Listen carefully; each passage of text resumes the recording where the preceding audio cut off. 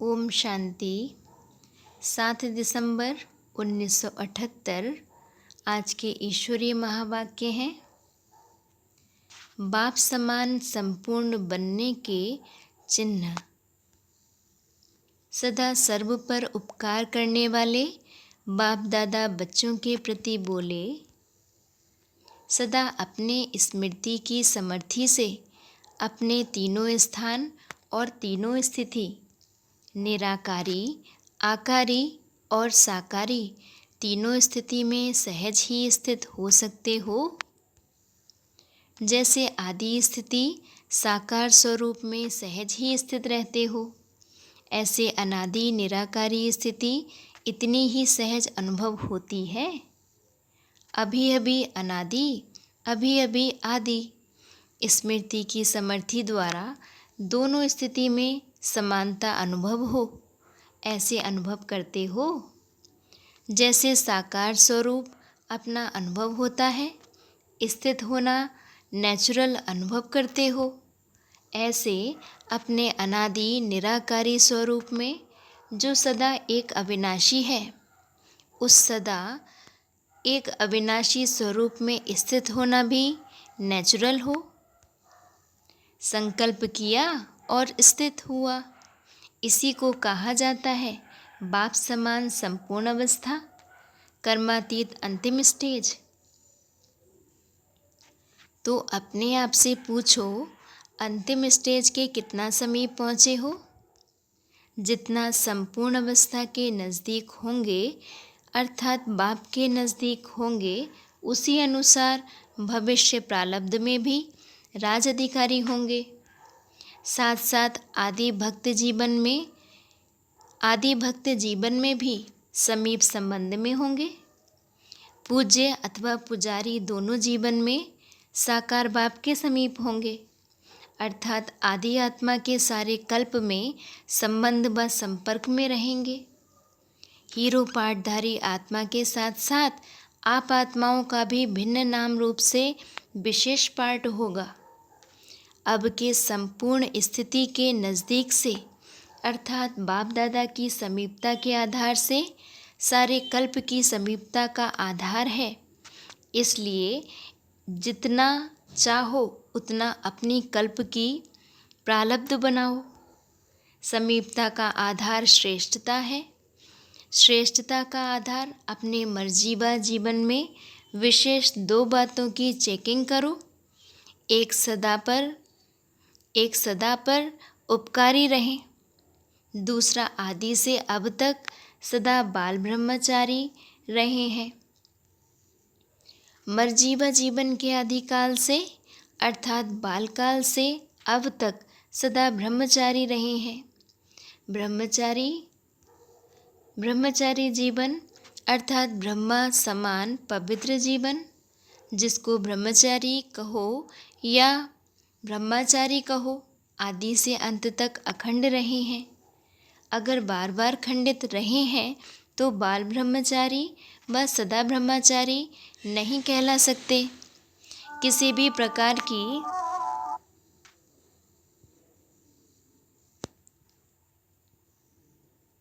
भी प्रकार की पवित्रता अर्थात स्वच्छता खंडन हुई है तो परम पूज्य नहीं बन सकते हैं।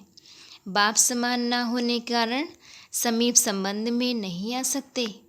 इसलिए श्रेष्ठता का आधार, समीपता का आधार बाल ब्रह्मचारी अर्थात सदा ब्रह्मचारी, जिसको ही फॉलो फादर भी कहते हैं।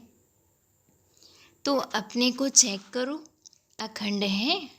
अखंड रहने वालों को सर्व प्राप्तियां भी अखंड अनुभव होती हैं। खंडित पुरुषार्थियों को प्राप्तियां भी अल्पकाल अनुभव होती हैं।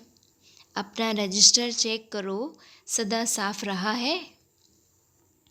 किसी भी प्रकार के दाग से रजिस्टर को खराब तो नहीं किया।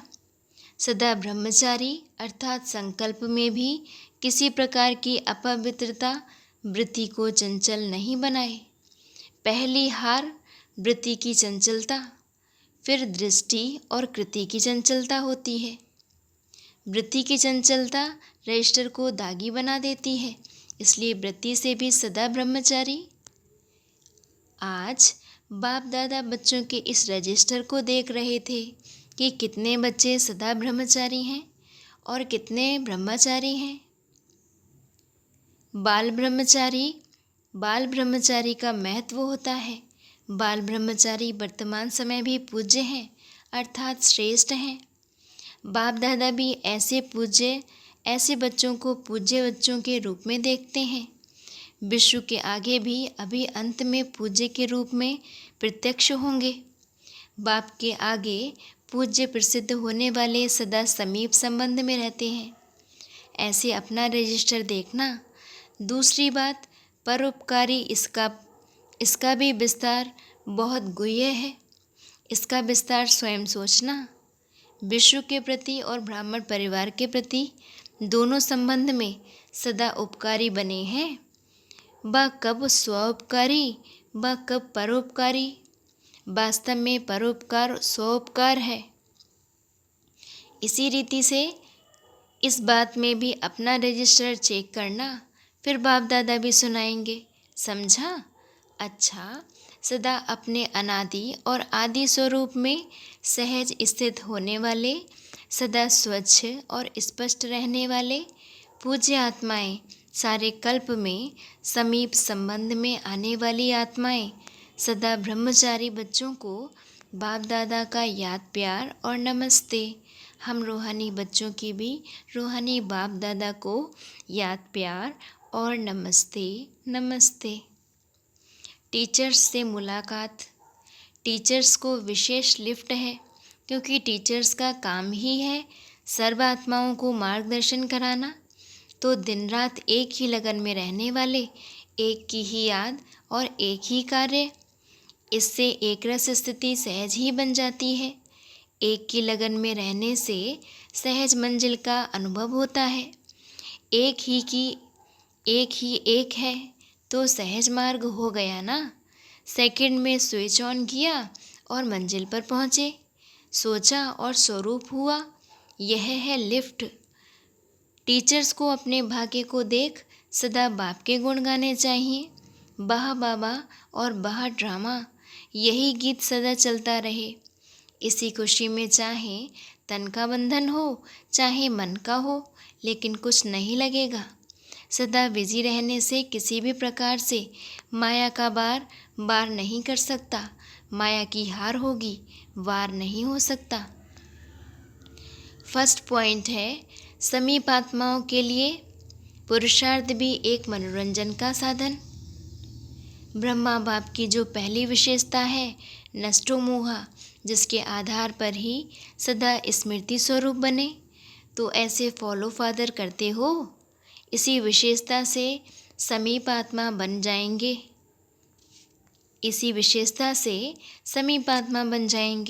स्वयं से व सर्व से नष्टो मोहा, इसलिए समीप आत्माओं को सहज ही सर्व प्राप्तियाँ होती हैं।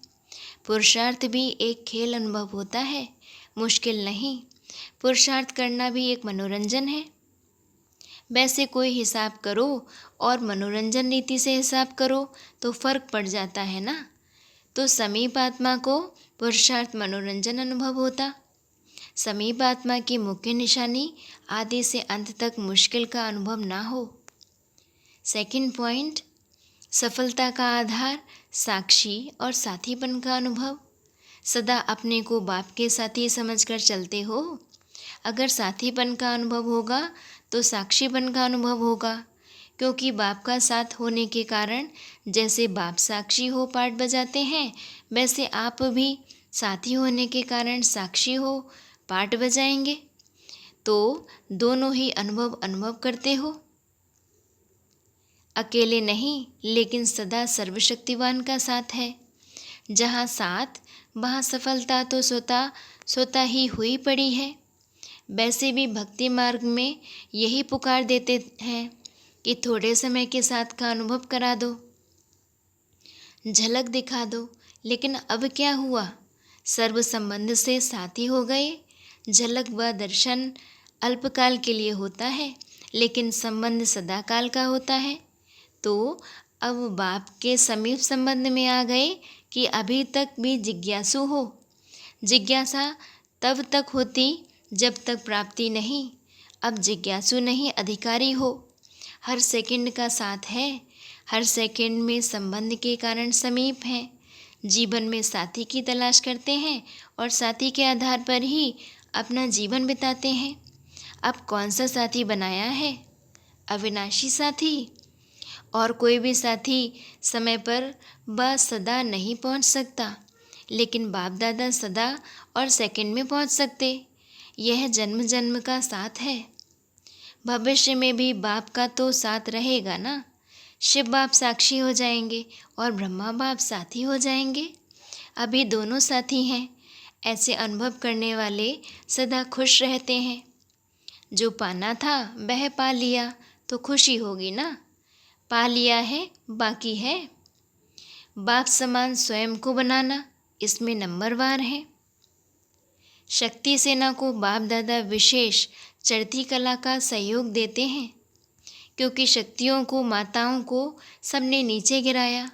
अब बाप आकर के ऊंचा चढ़ाते हैं, अपने से भी आगे शक्तियों को रखते हैं। तो शक्तियों को विशेष खुशी होनी चाहिए। शक्ति का चेहरा सदा चमकता हुआ दिखाई दे, क्योंकि बाप ने विशेष आगे रखा है। वैसे भी कोई अल्पकाल की प्राप्ति होती है तो वह चमक चेहरे पर दिखाई देती है। यह कितनी प्राप्ति है। माताएं कभी रोती तो नहीं हैं, कभी आँखों में आंसू भरते हैं। अब नयनों में रूहानियत आ गई। जहाँ रूहानियत होगी वहाँ पर आंसू नहीं होंगे। पांडव आँखों से रोते हैं या मन से? जब सुख के सागर में समाने वाले हो तो रोना कहाँ से आया? रोना अर्थात दुख की निशानी। सुख के सागर में समाये हुए रो कैसे सकते? कभी भी दुख की लहर स्वप्न में भी ना आए। स्वप्न भी सुख स्वरूप हो, क्योंकि सुख का सागर अपने समीप संबंध में आ गए। तो सदा सुख में, खुशी में रहो, कभी रोना नहीं। सतयुग में आपकी प्रजा रोएगी क्या? तो होवनहार राजा क्यों रोते? शक्तियाँ तो एक सैंपल हैं। अगर सैंपल रोने वाला होगा तो और सौदा कैसे करेंगे? इसलिए कभी नहीं रोना, ना आँखों से रोना, ना मन से। समझा? अच्छा जी, ओम शांति।